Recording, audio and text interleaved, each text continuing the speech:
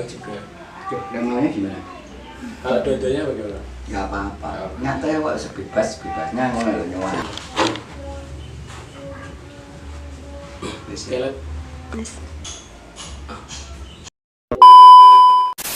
Assalamualaikum warahmatullahi wabarakatuh. Waalaikumsalam warahmatullahi wabarakatuh. Selamat pagi Bapak.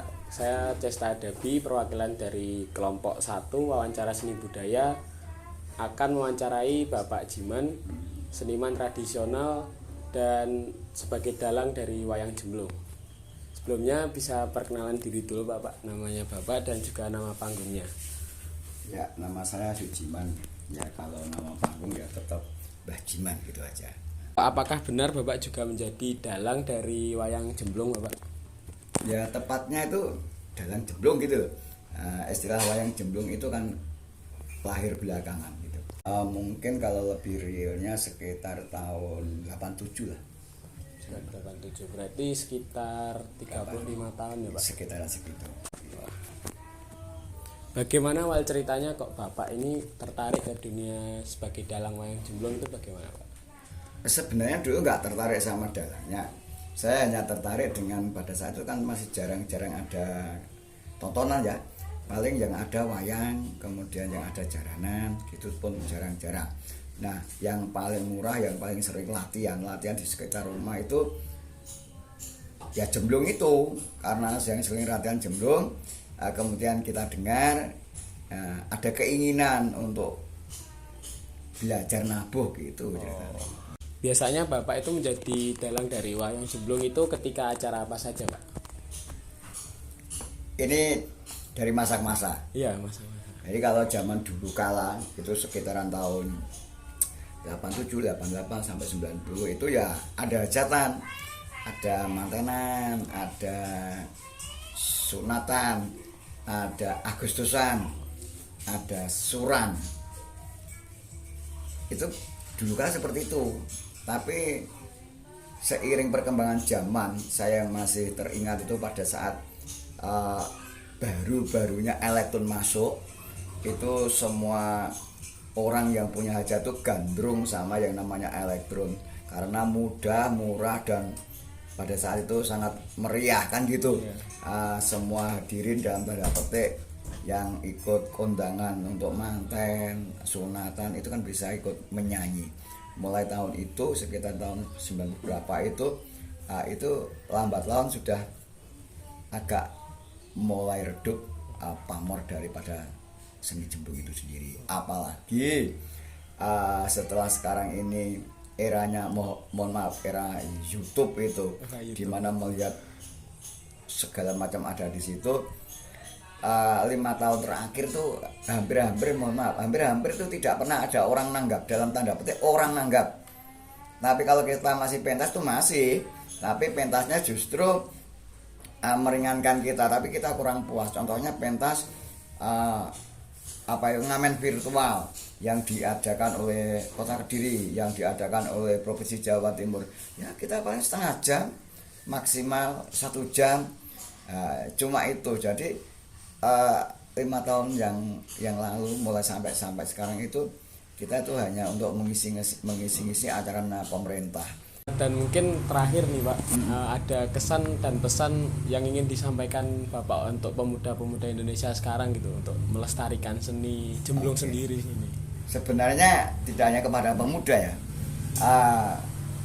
Ya pemuda itu memang penting. Yang pertama bagaimana pemerintah dalam tanda petik di sini adalah pemangku seni. Kalau di Kota Kediri namanya mungkin disebut Parpora. Kalau di Jawa Timur namanya mungkin Dinas Pariwisata atau Dinas kesenian. Nah, ini sekali lagi harus ada kepedulian. Nah, supaya bagaimana Jemblung itu tidak punah.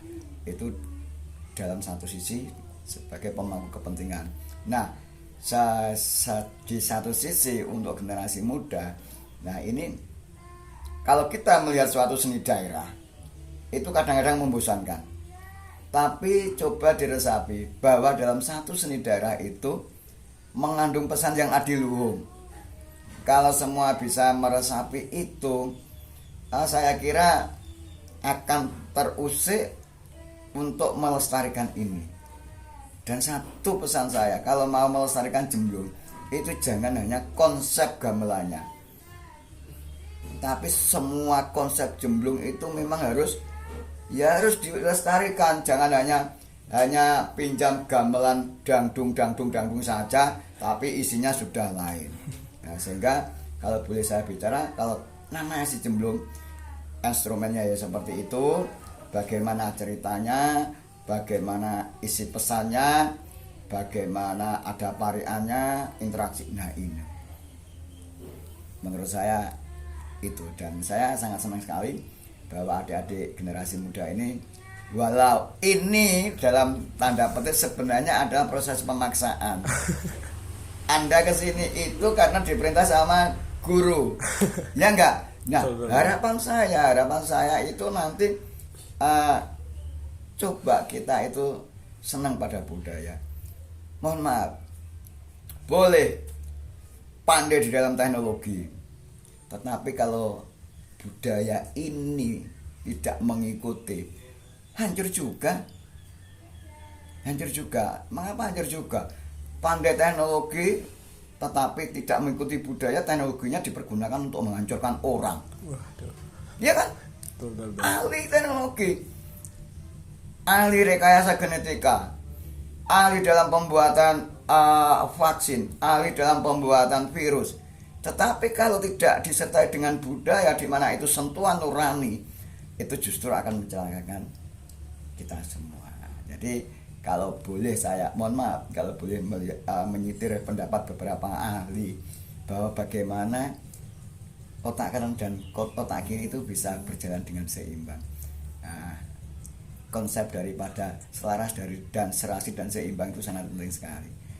Nah, jadi saya yakin apabila otak kanan dan otak kiri selalu diasah dengan bersama-sama, itu akan menjadi sangat luar biasa. Di antaranya panjenengan kesini wawancara masalah seni itu salah satu daripada menyeimbangkan antara otak kiri dan otak kanan. Terima kasih. Pesan yang sangat bagus sekali ya Pak untuk generasi kita. Gitu. Ya. Baik, terima kasih sebelumnya Pak Jiman atau Mbah Jiman untuk sudah mau melakukan interview ini dengan kami. Apabila saya ada salah kata atau salah perbuatan mohon dimaafkan. Terima kasih. Wassalamualaikum warahmatullahi wabarakatuh. Waalaikumsalam. Makasih Pak.